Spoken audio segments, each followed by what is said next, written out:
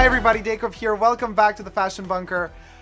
Oh boy, we have been waiting and waiting and waiting forever.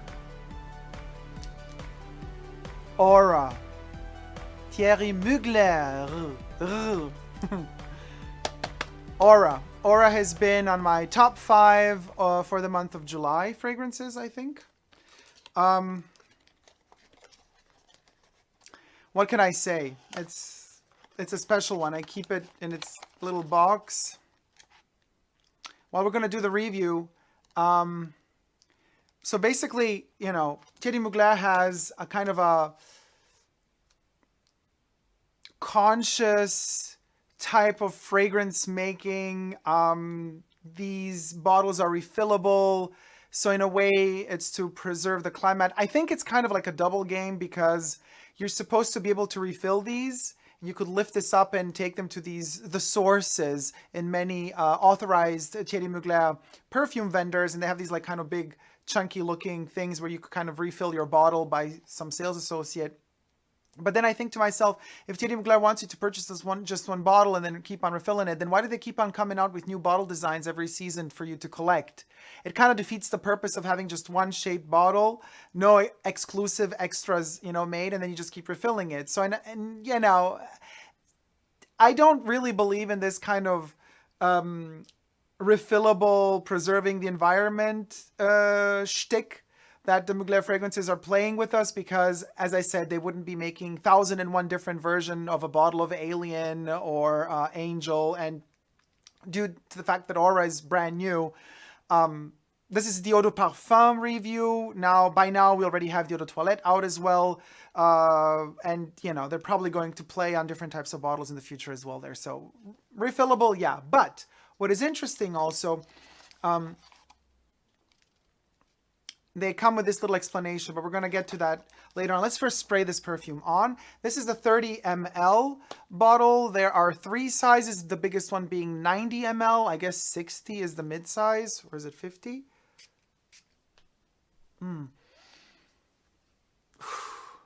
Misty mountains, misty rivers, misty forests. I get that. You know, the bubble gum, the red, kind of the cinnamony bubble gum. I get that kind of cinnamony touch in here as well. A lot of different things. Mint. I am wearing Vivienne Westwood World's End. This is the climate map. Here's somebody who really takes care of the environment and the future, because as I was stating, Thierry Mugler wants to kind of sell us these refillable bottles so that we kind of preserve the environment by buying less plastic and glass. This is a map, a climate map that Vivienne Westwood has drawn up. And it shows us the idea that we're 5 degrees centigrade, I think it's 4 by now, unfortunately, away from the path of no return. Earth is warming up too much. It's warming up to a degree where, thanks to us, the biggest parasites of the world, and it's coming to a point where, you know, with the consumption of all the gases, of the cars, of technology, dumping plastics, not being really clever in terms of utilizing materials that are either biodegradable or that can be utilized again in other spheres, in other functions and functionalities, by just dumping our garbage everywhere and pooping wherever we wish to without thinking twice, we are damaging the world, and we are contributing to the destruction of the ozone layer, to the overheating of the planet. The northern pole, southern pole, the northern pole is melting. All the waters are rising. It's a mess. And if we go over that permanent 5 degree higher, we're doomed, or so many scientists say. Where is the future here? Where does it lay?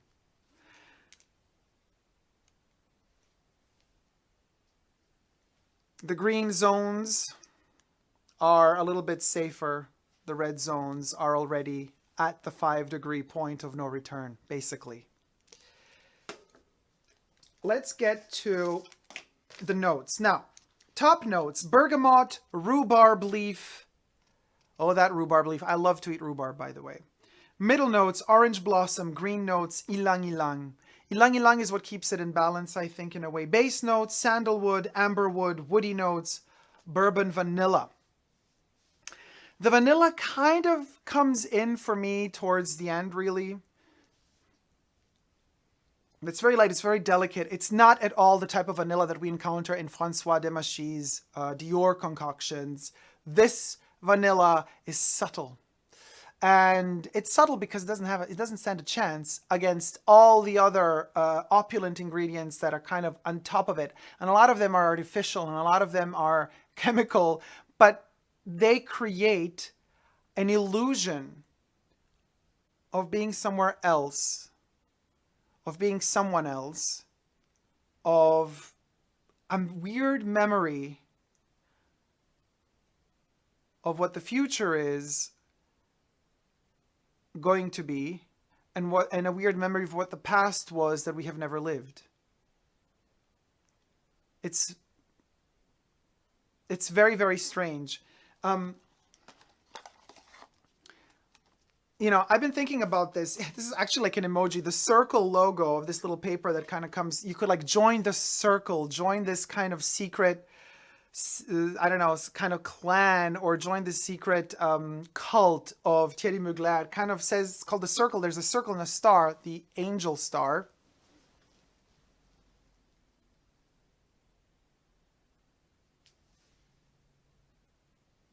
It's very light and hard to see, but anyway, it says the circle with a circle and a star. And it says just for you in the back. And then you open it up and it says Aura Mugler. And there's something okay.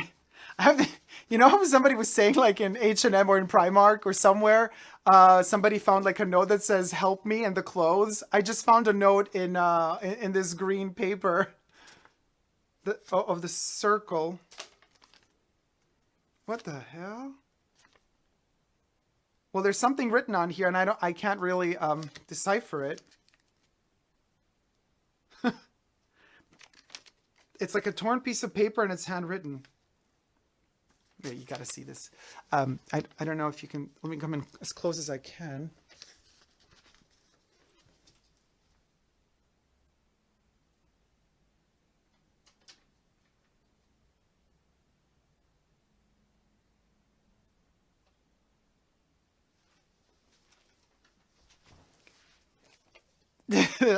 Okay.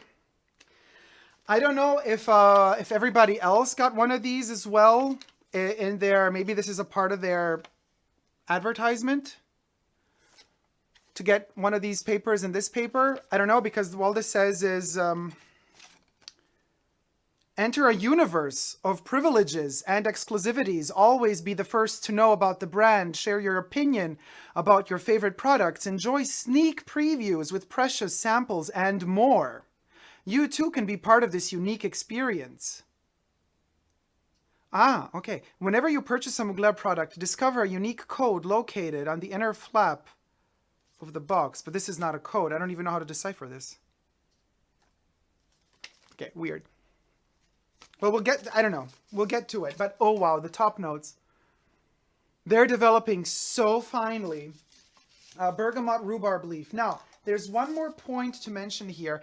Mugler doesn't state in which layer of the three, of the top notes, middle notes, and base notes, lays this particular ingredient, and that is the tiger liana, or liana. I think it's liana. I'm going to call her tiger liana, like tiger lily, liana.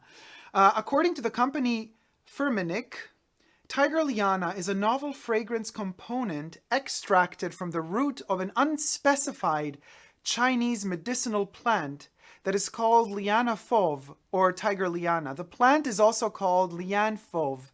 The smell is considered botanical, animal, and smoky, and seems to be quite clinical, and can also induce a sort of state of dislocation, of feeling as if you are shifting into another realm. Does that make any sense? And as the top notes are so opulently covering me up, I already get hints of the mid notes in there. And I think this Tiger Liana kind of permeates itself throughout the entire fragrance, and it's kind of starting to kick in, and it does create a slight feeling of this discombobulation, disorientation. You have the feeling that you remember something, but you don't know from where. It's like you have experienced something in another time, in another place, elsewhere. Something that you have lived, but not in the memory that you have now, rather the memory of the past. It's like a shadow self of yourself, you know, you're crossing the threshold and you encounter your shadow self, and then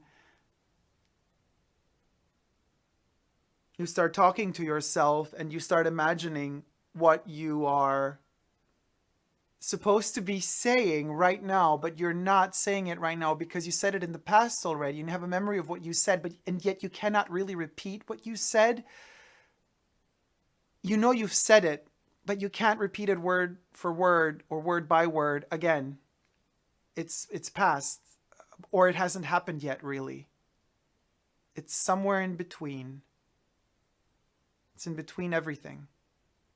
It's right in between. Right there.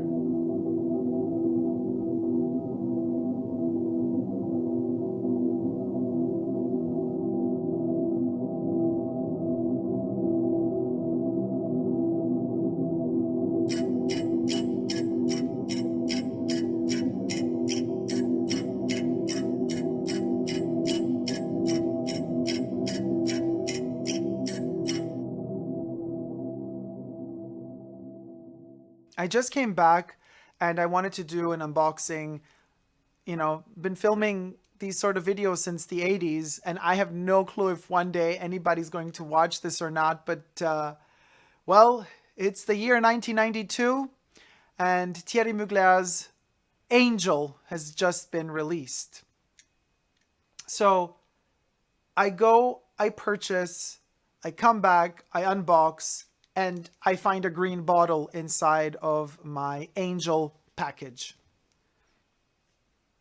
I have no clue if this, I haven't seen any advertisement on television for Thierry Mugler's perfume, and I don't know if this is a special edition. I have to go through a couple of fashion magazines and try to see if there is any advertisement in them, any ads that, I don't know, maybe it's some special version of it that if you find it, you win something, like Willy Wonka's Chocolate Factory. I don't really know. But let's spray it.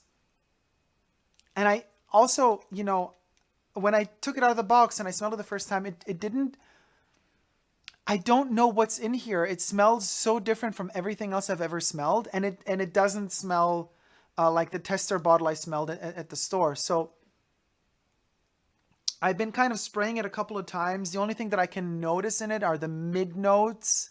And there's ylang ylang in there. There's some green notes. But it's so awkward because the green, it's like a powdery green. It's delicious, but I don't even know if this might be a fake. Because even the font, I read here on the back, it says Aura. And then it says Mugler, but not Thierry Mugler. And it's not the font of Thierry Mugler. It's a totally different font. And there's no Thierry. It's only Mugler. So I don't know if this is authentic or not. Just stuck in an Angel box. And it doesn't smell like Angel. But it smells divine. It smells like nothing I've smelled before. And the ylang ylang here doesn't smell like any other ylang ylang. You know, I've smelled ylang ylang, and Chanel No. 5 has a very interesting ylang ylang, but it's not the same. This one smells like it's developed in a totally different way.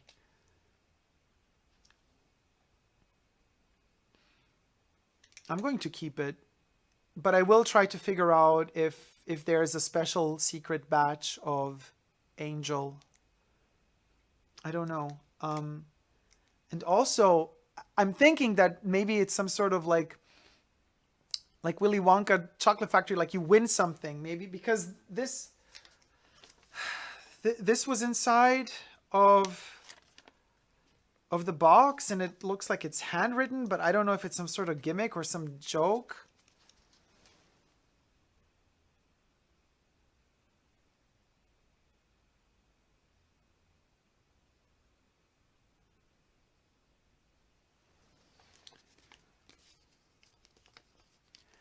I don't know what this is. I don't even know if it's supposed to be seen up, down, or... I don't know. It looks like somebody just wrote it and stuffed it into the box. It's some weird code, but I can't decipher it. I have no clue where to begin.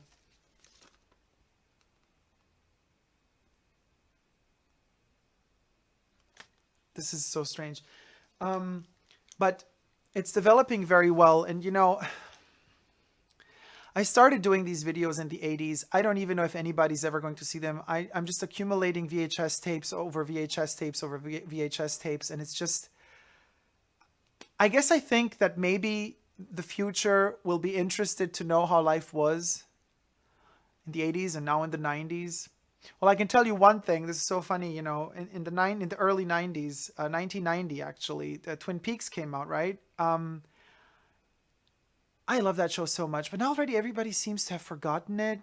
Everybody makes fun of me. They said I grew my hair because of Bob. I didn't grow my hair because of Bob. I don't look like Bob. I didn't want to look like Bob. I just wanted to, you know, to grow my hair. Why not? It keeps growing. You know, you can cut it off and then it can grow back again. That's the funny part about it. I just feel a certain intensity. I know it's just the beginning of the 90s, but it's already over a year that the Twin Peaks has ended. And this reminds me of the Red Room. And, you know, I don't want to spoil it for anybody. I don't know if in the future people will even remember Twin Peaks, but let me tell you, if you can find it anywhere, watch it. It just ended so abruptly, and I wish that it would have continued. And I'm the only person, you know, in school, nobody wants to talk about it. Everybody already seems to have forgotten it. But I think to myself, how could it continue? Will it ever continue? How would it look like? What would it be? And then this comes my way. And it kind of smells like the Red Room, but at the same time, I'm thinking to myself, if they ever bring it back, Twin Peaks, this one has a hint of something lavender in it. Could you imagine if there were not just a red room, but like a purple lavender room? Is ever going to happen? Totally crazy. But could you imagine? Well, even though this one is very green, it has in its heart, and it is in the shape of a heart. Maybe this is the heart of the angel. I wonder. Maybe they made this as kind of like a special, I don't know, maybe there's a couple of angel hearts out there, but it smells like the heart, like what is inside of the Red Room, you know, that notion of the future through past. And I don't know what the future, how can you know the notion of the future if you haven't lived it yet? But that's kind of the vibe I'm feeling from this one. And it definitely, it does say aura on it, but I don't know. To me, it's like the heart of the angel. I'll have to do some more research, and perhaps I'll figure this one out in the near future or past.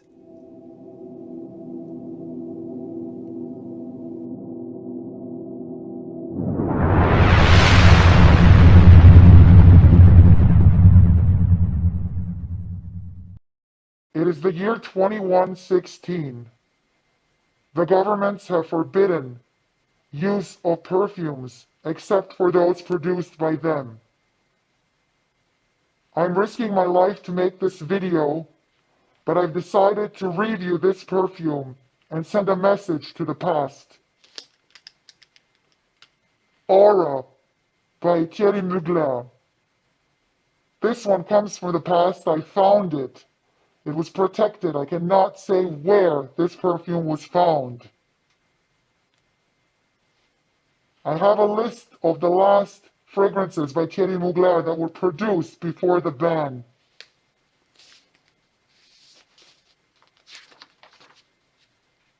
Alien Dust, Forbidden, and Lost.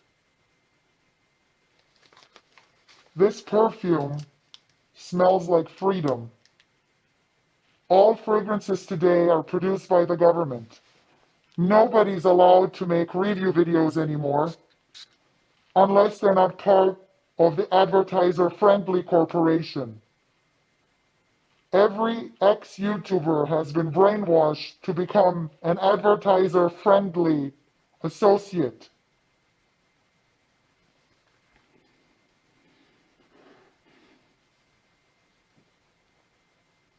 The dry down is definitely mythological. It does give me hope. We have developed a structure that allows us to travel through time. Unfortunately, not human beings yet, but inanimate objects. I will be sending aura to the past, and I will enclose this message in the hope that whoever in the past finds it manages to alter time and alter the outcome of this outrage. Governments should not be given the permission to block freedom of speech and expression. I have written down, never give up on love. I will enclose this with the bottle and send it to the past. Here's hoping that things go the right way.